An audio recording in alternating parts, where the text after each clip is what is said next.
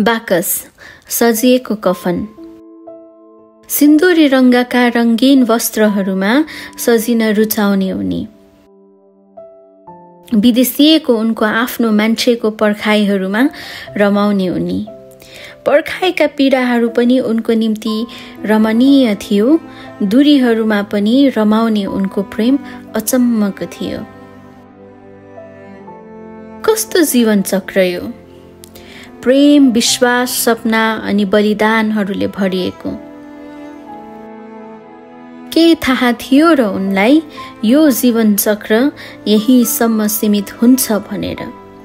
उनको आफ्नो मान्छेको शरीर चिसो लास बनेर बाकसमा आउँछ भनेर। वर्षौंका ती प्रेम र आशाका प्रतीक्षाहरू क्रोध र आँसुमा परिवर्तन हुन्छ भनेर। अब त उनका सपना देख्ने आँखाहरूले ज्योति नै गुमाइसकेका छन्। उनका सिन्दूरी वस्त्रहरू सेता वस्त्रहरूमा परिवर्तन भइसकेछन्।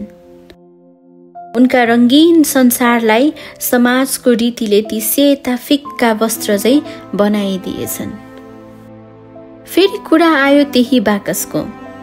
कफन दफन भए जस्तै उनका रङ्गीन सपनालाई उनले दफन गरिसकेछिन्। वर्षौं बितिसके तर उनका सप्तरङ्गी इन्द्रेणी जस्ता स्वप्नहरूलाई मरेका लास जस्तै ती बाकसमा बन्द गरेर बसिरहेकी छिन्। बुहारी होइन, हाम्रो घरको छोरी भएर बस्छिन् उनी भन्ने आफ्नै परिवारहरूले ती शब्दहरूलाई शब्दमा नै सजाइदिएछन्। ओर्न चाहन्छन् उनी फेरि पुतली चाहिँ फुर्र ती बाकसबाट निस्केर। तर रङ चाहिँ तिमी आफैले पनि भरिदिनु। हासिल गर्न चाहन्छन् फेरि ती बाकसमा बन्द गरिएका ती सपनाहरूलाई प्वाख हाल्ने साहस तिमी आफैले पनि दिनु। भन्नु चाहन्छु फेरि तिमीलाई, अब फोडिदेऊ न ती बाकसका तालाहरूलाई। तोडिदेऊ न उनका आफ्नैले बनाएका ती गुम्साउने रीतिहरूलाई।